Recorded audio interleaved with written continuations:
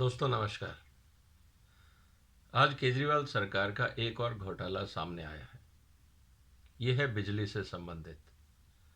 आपको पता है कि फ्री बिजली के नाम पे पावर डिस्ट्रीब्यूशन कंपनीज को दिल्ली की सरकार की तरफ से सब्सिडी दी जाती है। अब ये सब्सिडी सही जगह जा रही है या नहीं, इसका पता कैसे लगेगा? और क्योंकि दिल्ली में दोनों तरह के लोग हैं, गरीब भी हैं और जो लोग सब्सिडी के हकदार नहीं हैं वो लोग भी दिल्ली में रहते हैं। इसीलिए दिल्ली पावर डिस्ट्रीब्यूशन का जो सिस्टम है वो DERC, Delhi electricity regulatory commission के तहत आता है। इलेक्ट्रिसिटी एक्ट के अंदर जो 2003 का कानून है उसमें ये प्रावधान किया गया है सेक्शन 86 में कि जो स्टेट की पावर रेगुलेटर हैं, जिसको हम दिल्ली इलेक्ट्रिसिटी रेगुलेटरी कमीशन बोलते हैं, उसको ये अधिकार है कि वो राज्य सरकार को गाइड करे कि किस तरह से पावर टैरिफ रेगुलेट होंगे, सब्सिडी रेगुलेट होगी और बिजली से संबंधित कोई और कार्रवाई होगी। ये इसलिए ज़रूरी था क्योंकि आपको याद होगा एक समय था जब हिंदुस्तान में हर स्टेट पे बिजली कंपनियों का भारी कर्जा हुआ करता था और राज्य सरकारें फ्री बिजली, बिजली की चोरी और बाकी कई कारणों से जो प्राइवेट कंपनियां हैं और जो सरकारी कंपनियां हैं जो बिजली पैदा करती हैं उनको पैसा नहीं चुका सकती थी और इस कारण बिजली कंपनियां दिवालिया होती रहीं और फिर हर बार सेंट्रल गवर्नमेंट को सब्सिडी दे के उनको किसी तरह से सपोर्ट दे के सस्टेन करना पड़ा। ये तब ठीक था जब पब्लिक सेक्टर यूनिट्स हुआ करती थी, लेकिन जब लिबरलाइजेशन हुआ और प्राइवेट सेक्टर ने बिजली उद्योग में पैर रखा तो उनको एक ट्रांसपेरेंट सिस्टम की ज़रूरत थी।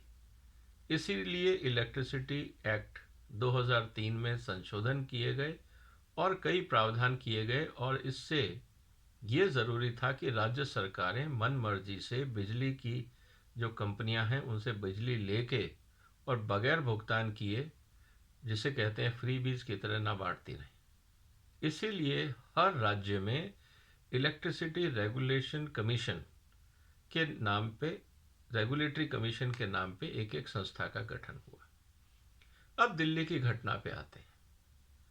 दोस्तों 19/10/2020 को दिल्ली इलेक्ट्रिसिटी रेगुलेटरी कमीशन ने दिल्ली सरकार के पावर सेक्रेटरी को एक चिट्ठी लिखी और उसमें उन्होंने वो पूरा आंकड़ा एनालिसिस करके बताया कि दिल्ली में कुल बिजली की खपत कितनी है, किस तबके को कितनी बिजली मिलती है, गरीब को कितनी मिलती है और जो लोग सब्सिडी के हकदार नहीं हैं उनकी बिजली की खपत कितनी है। इस हिसाब से उन्होंने तय किया कि किस हिसाब से टोटल सब्सिडी दी जाएगी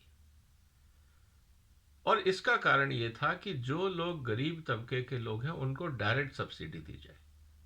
आपका याद होगा हिंदुस्तान में जनधन अकाउंट खोले गए थे। उसका पर्पज़ ये था कि अगर किसी भी रूप में अगर आपको किसी लाभार्थी को पैसा देना है तो आप इनडायरेक्ट वे में ना जाके डायरेक्ट उनके अकाउंट में पैसे ट्रांसफ़र कर दें। अगर आपको 200 यूनिट बिजली फ्री देनी है तो आप 200 यूनिट के पैसे उस इंसान के बैंक अकाउंट में ट्रांसफ़र कर दें। अब वो जितना मर्जी खर्चा करे, अगर वो ज़्यादा खर्चा करता है तो बाकी खर्चा वो अपनी जेब से देगा। ये कानून बहुत सिंपल था और इसी तरह से केंद्र सरकार ने सारी सब्सिडी, चाहे वो किसानों की हो या किसी और की हो या पेंशन योजना हो, सब डायरेक्ट बैंक ट्रांसफ़र के माध्यम से जब शुरू करी तो आपको पता है हज़ारों लाखों करोड़ इस देश के बचे, क्योंकि बीच में बहुत कुछ घपला होता था। इसी बात को ध्यान में रखते हुए दिल्ली इलेक्ट्रिसिटी रेगुलेटरी कमीशन ने दिल्ली सरकार को ये कहा कि आप जिस तरह से सब्सिडी दे रहे हैं वो ठीक नहीं, आप टारगेटेड वे में सब्सिडी दीजिए। लेकिन दिल्ली के बिजली मंत्री ने कहा कि हम आपकी बात नहीं मानते हैं, जबकि ये स्टैट्यूटरी ऑर्डर था, मतलब इसको मानना ज़रूरी था।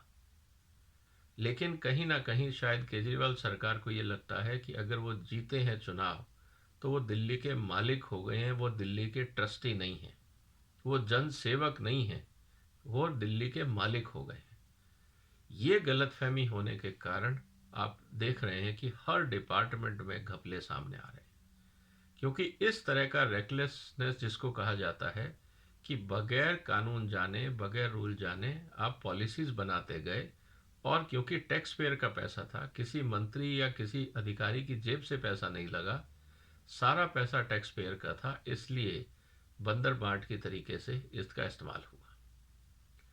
जब रेगुलेटरी कमीशन ने ये जानकारी राज्य सरकार को दी और कहा कि अगर आप सही ढंग से सब्सिडी का वितरण करेंगे तो करीब 315 करोड़ रुपए राजस्व के बचेंगे, जो आप बाकी जो वेलफेयर स्कीम हैं, जो स्टाफ की पेंशन स्कीम है, या जो बाकी रेगुलेटरी रिक्वायरमेंट्स हैं राज्य की, आप उसको वहां पे इस्तेमाल कर सकते हैं।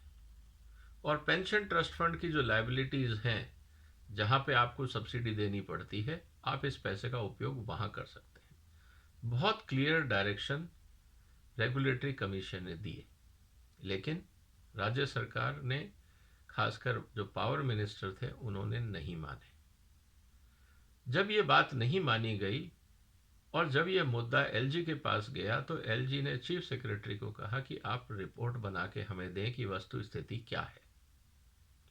जब चीफ सेक्रेटरी ने रिपोर्ट बनाई तो उन्होंने कहा कि दिल्ली सरकार जो रेगुलेटरी कमीशन है उसकी गाइडलाइंस को फॉलो नहीं कर रही है, इसीलिए हर साल करीब 300 करोड़ का नुकसान राज्य सरकार को हो रहा है। अब दोबारा यहाँ पे आके बात ठन गई है। अब नई बिजली मंत्री जो अतिशी जी हैं, उनका ये कहना है कि ये जो घपला है, ये बिजली विभाग के अधिकारी, सेक्रेटरीज एलजी की मदद से ये घपला करने की कोशिश कर रहे हैं। हकीकत ये है कि शायद जो अतिशी जी हैं उन्होंने रेगुलेटरी ऑर्डर नहीं पढ़ा, या जो पुरानी फाइलें हैं नहीं पढ़ी, क्योंकि अभी वो नई नई मंत्री बनी हैं। तो मुझे लगता है कि कहीं ना कहीं इसमें एक कम्युनिकेशन गैप है।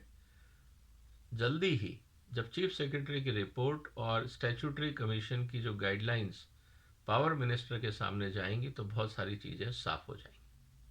लेकिन ये दुख की बात है कि बिना पढ़े लिखे, बिना चीज़ों को समझे अगर आप स्टेटमेंट देने लग जाते हैं एज ए पॉलिटिशियन, तो इससे आप ही की साख पे धब्बा लगता है। इससे ये पता लगता है कि आप इग्नोरेंट भी हैं और एरोगेंट भी हैं। मुझे लगता है कि केजरीवाल सरकार को इस बात का ध्यान रखना चाहिए कि सरकार की सारे काम ट्रांसपेरेंट वे में, पारदर्शी वे में होने चाहिए। अगर वो नहीं होते हैं तो एक और इन्वेस्टिगेशन, एक और इंक्वायरी बैठेगी। और साथ ही एलजी को ये इंस्ट्रक्शन देना चाहिए कि बिजली कंपनियों को जिनको एडिशनल पैसे दिए गए हैं उनसे रिकवरी शुरू की जाए। दुख की बात यह है कि जो बिजली कंपनियों के बोर्ड हैं, जहाँ पे जॉइंट बोर्ड हुआ करता था जिसमें राज्य सरकार और बिजली बोर्ड दोनों के नुमाइंदे बोर्ड पे होते थे, केजरीवाल सरकार ने राज्य सरकार के जो सीनियर अधिकारी जो अक्सर बोर्ड पे होते थे उनको हटा के बोर्ड में आम आदमी पार्टी के कार्यकर्ताओं को बोर्ड मेंबर बना दिया। शायद मंशा यही होगी कि सरकार तक ये बात ना पहुंचे और जो बोर्ड का डिसीजन है ये कह के सबको बता दिया जाए कि बोर्ड का डिसीजन सबको मान्य होगा, चाहे वो कानून के हिसाब से सही है या गलत। दुख की बात यह है कि एक और तमाशा हमारे सामने है। 300 करोड़ का घपला, केजरीवाल सरकार के लिए एक और इन्वेस्टिगेशन। देखते हैं आने वाले दिनों में क्या होता है। दोस्तों, इन घटनाओं पे हमारी नज़र रहती है। जो जनता के हित में है वो मुद्दे हम आप तक लाते हैं। उम्मीद है आपको पसंद आया होगा। आपने वक्त निकाला, इसके लिए धन्यवाद। अगर ये वीडियो पसंद है तो आप इसको शेयर कर सकते हैं, इस पर चर्चा कर सकते हैं। और जितने मैंने आपको रेफरेंस दिए ये सब दिल्ली इलेक्ट्रिसिटी रेगुलेटरी अथॉरिटी की वेबसाइट पे हैं, कमीशन की वेबसाइट पे हैं। आप डाउनलोड करके भी पढ़ सकते हैं। आपने वक्त निकाला, उसके लिए धन्यवाद। वंदे मातरम।